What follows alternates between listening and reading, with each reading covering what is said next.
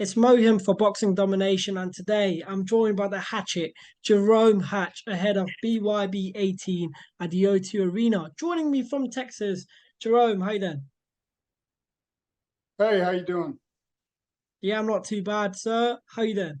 Are you doing okay? How's the training camp going? Yeah, no, training's going good. Everything's good. Today's Father's Day, so it's always good. Get to spend time with my kids. And then, happy Father's Day to you and everybody else who's got the kids out there. So BYB 18 at the O2 Arena, BYB Extreme versus BKB at the O2. You've got a massive fight against Marko Martinjak, your rematch, which was a one rounder. Well, it was seven rounder, but you finished them in one round in Dubai. Now in Yes, the sir. rematch, the world cruiserweight title. How's your training preparation going ahead of this fight? It's going really well. The heat, man, it's hot. It's hot as hell out here. So I've been switching up inside and outside. Really just grinding, pushing through. So my coach is out here and he's making sure that make sure I'm ready to go. Yeah, I spoke to Marko the last two times at the O2 Arena, and he sort of said it was a good fight from you, but he just feels like you got a bit lucky in the fight. What's your thoughts on Marko's comments? I mean, whoever gets beat can always say they got lucky. It's all right. Like I said, I came out a little wild. I mean, he caught me once good. The other time I was kind of on the back of my heels, and but either way, they counted it. Doesn't matter. He caught me right in the eye, man. Right out the gate, and I couldn't see. Every time I tried to parry and whatnot, I couldn't. He tagged me again. So like I said, I couldn't see. So I finally just said, "Well, here we go." And I just closed the one eye and started fighting him one eye, and then I was able to catch him and drop him back, and then land the other one. He could say it was lucky. He could say whatever he wants, but I mean that's usually what a loser says. So Of course, you've got the champ mentality. You've got so many titles, so many medals right behind you. I want to ask you, what got you into the world of bare knuckle boxing, the hardest sport in the world? I've been waiting for a shot with bare knuckle, and I was able to finally get it last year, and really kind of took it by storm. I've been doing MMA for the last 18 years, but I did get into all that from I mean, it kind of things happen. As a kid when you're growing up and you're fighting back in the day when you could without anybody bringing no BS to it. But you could actually go and scrap, moved around a lot. So it was mainly just through schoolyard brawls around town, fighting a lot in the streets. And then I ended up coming into it and started doing MMA. Had a judge that, he told me next time I see you in here, after time, him seeing me in there for, various charges, assault charges, things like that. He just said, next time I see you in here, man, I'm going to throw the book at you. Um, Found out about this little local league, little MMA show they had put on there in Utah, and started doing that. And I've been only in a handful of little altercations or scuffles since then. Been 18 years, so it's been good. I really enjoy it. I love bare knuckle. I think it's more my style than MMA. But I mean, I've got an MMA title. I'm going for another one coming up. So we're the strap season, right? And keep chasing them before I end up hanging it up here in the next couple of years. Strap season indeed. I mean, you've got so many titles, so many accomplishments. From what I know of, and correct me if I'm wrong, I believe you're a 46 fight veteran in the MMA world. Am I correct? Yeah, it's right around there, man. I don't really keep up on the records, man. That's usually for DJs. But I just go out there and I scrap. That's what I enjoy doing. I like putting on a show for people. But yeah, I mean, I've been doing it a long time. And just lately things have really just kind of switched for me as far as the mentality side of things over the last year. So it's been really good. Of all the organizations, BKB, BYB, and BKFC, on BoxRec, you are number one in the world. So there's no one who's really, even around you, really. You beat Tegan Franco, who's also known as Tegan Dooley. I believe in your first fight, you Shaughnessy or Shaughnessy or whatever. Yeah. Yeah, that dude, he come out too, man. I mean, what was the transition like? Because a lot of fighters, when they move from boxing to bare knuckle boxing, they tend to underestimate the sport, and they're like, wow, as soon as the punch lands, a cut opens up, and they're like, oh no, I want to maybe try and find a way out. What was it like for you? What was the transition from MMA to bare knuckle? Well, that's the difference between just a fighter to say he's a fighter and a true fighter, a warrior inside. Um, so the transition was easy. In MMA, a lot of my losses come from on the ground, and a lot of guys will try to take me down, which I've been working the jiu-jitsu side of things and still trying to freshen up on that as well. I'm more of a well-rounded fighter. But I know that I have heavy hands. I know that I hit hard, from what I'm told anyway, from opponents and my coach. So that's kind of my go-to, man. When I got the shot at bare knuckle, it's kind of made for me, and then especially with the trigon with BYB, that little triangle, man. That's what it's all about. It makes you want to fight. So, and every time I'd hit somebody, they would always stumble back. They'd always sit there and they'd just run back and then try to regain their consciousness. And that thing being, I think it's 22 feet from point to thing, from center to point or whatnot, end to end. Then I'm able to really utilize that small space to keep the crowd on the edge of their seats. I mean, the Trigon rules are really, really fascinating. It's very unique from BYB Extreme. So, I'm guessing it must be very, very different compared to the MMA world. But as you said, you do want to sort of get another title. Were you talking about an MMA, or are you talking about maybe in BKB, maybe going up or moving down weights? So, I mean, wherever I'll do BKB, I'll do BYB. I mean, like I said, I do got the Police Gazette. I would like the actual promotional belts. MMA, I got another one lined up. We're looking to do for another belt. And I figure, my thing is, man, if I can conquer while I can right now, then I'm going to do it. And that's what a man should do. If you can conquer, you conquer. So I'm going to go all through the different weight brackets from, middleweight, which I hadn't been down to middleweight in over 10 years. Now I'm going down there on the next one for MMA. And then if I can just scale it all the way through to heavyweight, that way people will know that I am the toughest pound for pound fighter in the world. That is a very ambitious goal, I must say. It's I don't know if you know, but this will be your 50th fight as a professional, which is a massive accomplishment. I mean, 46 MMA fights, 3 bare knuckle fights, I believe. Am I correct?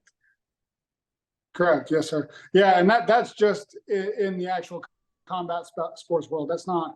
I mean, and that's just sanctioned professionally. That's not. I mean, I've done a lot of tough man. This will actually be the 175th fight for me to step inside the cage or ring to fight in That a is sanctioned fight. unbelievable. That's unbelievable. So 175 fights. yeah, That is crazy. 175. This will be the 175th. So Wow. I mean, I think you're the fight out there with the most fights, I must say, that I've ever interviewed in the bare knuckle scene. and I still look good, right? No. Well, yeah, come on, man. Come on. You're number one for a reason in the world. You're number one for a Yeah. reason in the world. But yeah, I want to ask you, BYB Extreme. I've asked you why BYB. You've told me, but I want to now ask you, what got you into BYB, the promotion? Did they contact you? Was there like a maybe like a referral? Yeah, so actually, it was funny. My coach, we're from Utah. Grew up in Utah. We live in Utah. I have a residence there. I have a residence here in Texas, as well. So he was actually flying out to come train me for a fight, and he actually stumbled upon this management team. The guy had seen my coach's backpack at UFC because he's trained a couple UFC fighters, and so he seen that, kind of got on the subject. He's like, man, I got one fighter I'd really like to get into bare knuckle. If you have any connections. He's like, actually, I think I might. So a couple months later, after that, he ended up reaching out to him, saying, hey, was you serious about that guy? I got a bare knuckle shot. I'll give it to you. That way we can do it. And we worked out some things, and I brought them on as my management team. And it's a bloodline. It's actually Cub Swanson's little side gig thing, outside the UFC, Hall of Famer. But yeah, man, I got that shot and I went out there and just to be able to get in there and again, not have anything on your hands and just know that here it comes. Like it's you or him, which I know I knew that in all my fights, but it really flipped that switch again for me. Since starting bare knuckle, and that's that kill switch which I had lost for doing it for so long and stuff, and it just relit that fire. And so even since I started that, man, I've been undefeated since then. So it's been really, really good in both sports. 100%. I think what you're doing still at the age you're in, you're not really showing. I mean, it's not like 36 is old. 36 is still a good number. Yeah, it But is. how long do you want to fight good, for? but for for combat and Yeah, stuff, man. 36, you're starting to again, I kind of relate it back to like the animal kingdom, right? So if you're a lion and you can conquer and you do everything you can while you can on top, eventually you're going to become dinner for the next. You know what I mean? So I'm going to conquer everything I can. Tell some young dude or whatever, come over and get him some, but I'm going to keep fighting. I got this contract here, and we'll reevaluate it here in a couple of years. I said I'd probably reevaluate at 40. I have business endeavors I'm chasing right now, trying to get everything up and rolling with. So we're gonna really plug away at getting just my life and everything kind of going and focusing on these fights and knocking it out in the next couple of years. And after I decide to finally say, you know what, enough's enough, then because there was a guy, one of the fighters said, man, I can't remember who it was, but he brought up a very, very good point to me. And it wasn't necessarily to me, it was just a broad it was a just a broad comment of what he said. He said, it's nice to go to the parties, but if you hang out there, you get too drunk, right? So I'm not going to sit here and hang out in this party a little too long to where I get punch drunk up in the head. I want to still be around and be coherent and good for my kids, raise them to be the best that I can, or that they can as well. So that's kind of where it all set up. But I did promise my boys, I got a 14-year-old and a 12-year-old that they've always wanted to corner me. So I gave them that. I'll keep that promise. So even if I hang it up when my one turns 18, I'll let him corner me. I'll do one. Then when my youngest turns 18, then I'll let him corner me. So even when I hang it up, I'll essentially have two more, just to keep that promise as a man to my kids. 100%. And that's we've caught that on camera on Father's Day, so that's going to be here, and very proud moment. I want to ask you, you did say, you do want to sort of hang it up before it's too late. There are fighters out there who are still fighting. I'm not really sure the reason why, but they're still doing really well. For example, Houston Alexander, who previously fought Kimbo Slice, now in BKFC, recently beat the younger fighter, the 13 years old younger fighter in Jarome Smith. I was trying to sort of make a comparison with the age thing. So you're thinking of maybe fighting for another 4 years, isn't it? I mean, yeah, it could be that. It could be longer. Like I said, I'll reevaluate it when I get to that point. I mean, it's good extra little bit of cash, and it puts people in there, gives them something to do, and it's fun. But yeah, I mean, I do essentially want to, eventually just kind of look up at the walls. I got all my posters and everything, that I've been on, the face of, and the signed ones, and I got them all that way in my shirts and stuff. So, it's eventually just want to kind of just say, you know what, I did what I was here to do. I stamped my name in history. I want to make my name, be remembered, and I feel like I'm doing that. I think your name will be remembered for a long time, not just in the US, but also in the UK. You are a very talked about fighter in the very last show, the last BKB 32 show. A lot of the fans that actually turned up were very excited for the June 25th fight. Based on one man, they wanted to see the Jarome Hatch versus Marko Martinjak rematch. So you've got a lot of people who are going to be tuning in to Fight TV to just watch you, really. So that's very exciting. I want to ask you one thing is what's the mental preparation like while preparing for such a high So, gratitude fight? Sorry. so to kind of rewind a little bit about the Yeah. people over there in the UK, man, I took my time when I went out there and got to know a lot of the people around there. I'm a very personable person, and I enjoy, you know, conversing with people. To see kind of like, you know, US, UK, you know, just kind of see how it is that we all can not only live together, you know what I mean, but just really get along and unite, right? So I'm really big on unity. So to be able to go out there and talk to a lot of people out there, which they're phenomenal guys. And some people did some videos with me. They did like, they're just really just genuine, good-hearted people, and that's what I love. And you know, unfortunately, we kind of ditched that to the curb here in the U.S., and I'm trying to bring that back because it's good. If everybody would act, you know, like they act when it's around Christmas time, dude, we'd be doing good, man. Everybody's so giving, so patient around Christmas and any time now. It's like, no. But to revert back to that question, man, you know, the mental thing, I mean, it's majority of it's mental. I can sit there and I can train, but then once I really start dialing in, my coach's like, oh shit, okay, he's tuned in now, and then I back up. So I'll get lost in it and just in the moment. So it's the mental game, man. That's where it's at. I do a lot of reading. I do a lot of stuff like that, to where, you know, I focus a lot, do some ice baths, and just to really try to maintain, you know, my focus, my breathing under pressure, exerting myself is what it is. Like I said, it's been hot out here, very humid, and so we've been pushing ourselves outside, just drenched in sweat, push, just to tunnel into a you know, a different adversity of different training. You know, when you just feel like you're gonna break, and you just keep pushing through, and you want more and more. It's just being a, you know, relentless athlete, and that's my main focus. I know right now in Texas it's saying it's anywhere between 27 and 37 degrees. But make sure you hit until you hit the UK, you'll see exactly how hot it is. It's not exactly as Yeah, hot, no, but I was actually, yeah, yeah. no, it's definitely, yeah, I can imagine.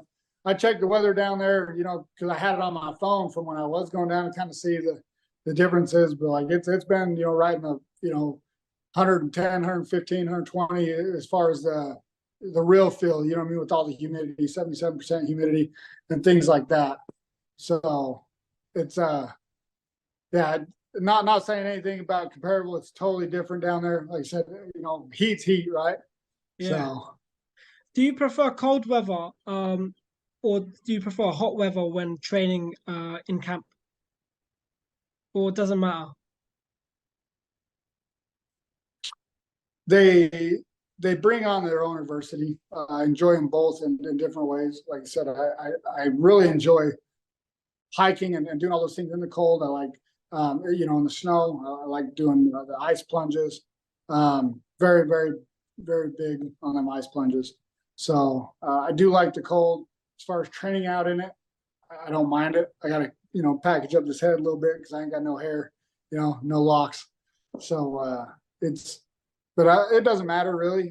I do enjoy in the heat a little more, probably because I know that when I'm sitting there and I'm drenched in sweat and it's just pouring off me, gives me a little bit more like, oh, I got it, you know. And so it's good that way. You know, you kind of get that mentality of you're getting something. And just lastly, as we sort of come to the end of the interview, I want to sort of ask you, there's something I cannot get my eyes off is I believe there's a knife, or is that like a object right behind you? Like, are you into like collectibles? Yeah, that one. Is that This one like here, is that yeah. from a fight or So this one is from Scott Berg. He'd done it. You know, it's for the Police Gazette president. Um, so he got that, and it has, that's incredible. but it's a, yeah. And then it also says right there, Bare Knuckle Boxing Hall of Fame, and a couple other things. You'll see, yeah, official, you know, Bowie knife. So 16-inch Bowie knife. It's number 71. So I do like knives. I like, you know, machetes, things like that. Guns, very, very big on, and all that stuff. So That is incredible. And now, as we sort of head off, because I know I have taken quite a bit of your time, and my Wi-Fi issues today were not very nice. But we will catch you after the fight. But is there anything you'd like to add before your fight? What are we um expecting? No, I kind of know what he's going to do. I'm not dumb, because with his, saying I got lucky and everything else, I'm already in his head.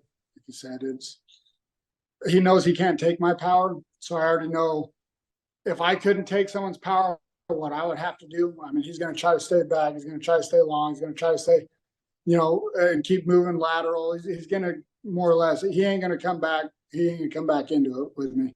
So I think he learned his lesson on that, but he's still going to be able to get away. So he can take his time. He can be patient, and I'll be patient and set it up myself. And he doesn't understand, just like I'm with them. I mean, these hands, the old Jack and Sledge, the old Hammer twins, they're just as hard to put it out there. So, I mean, when I first got him the first time, it was just a quick little whack, and the power's there. I just got to get it there. So, I mean, I know what he's going to do.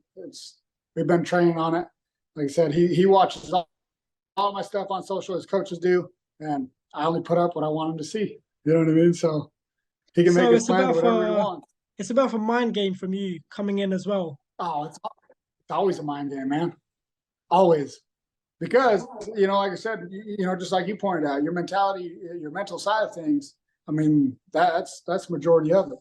Your skills and everything else come into play, but if you're not mentally, if you can't take the punishment, like you say, you get cut, people are like, oh, okay, this is a whole different ballgame. What do I do? I need to get out of here. You see a lot of guys, if they're getting their ass beat, you know what I mean, in MMA, they tend to get a long neck. They get that long to where they can get choked out, take the easy way out. And you can see it, man. I'm always like, oh, here it comes, because they don't have that heart.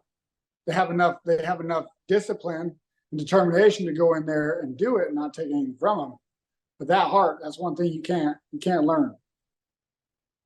That's very true. And that is an interview wrapped with Jarome Hatch. May the best man win. Jarome, we wish you all the best for June 25th at BYB 18. Make sure you guys follow Jarome on all socials, and we'll catch you straight after the fight. Thank you so much. Yes, sir. Thank you.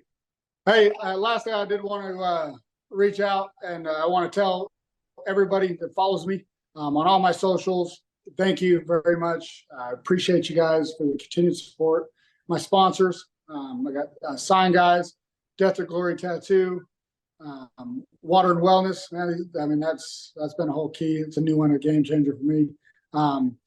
The No Excuse pre-workout, man, I'm telling you, that stuff's good. I'm telling you. But and then Rockwell watches. You guys are wanting to do any of that, you guys follow me on my social. I always have my promo codes, things like that, but also go give me a follow on all of them. I'm always looking for sponsors.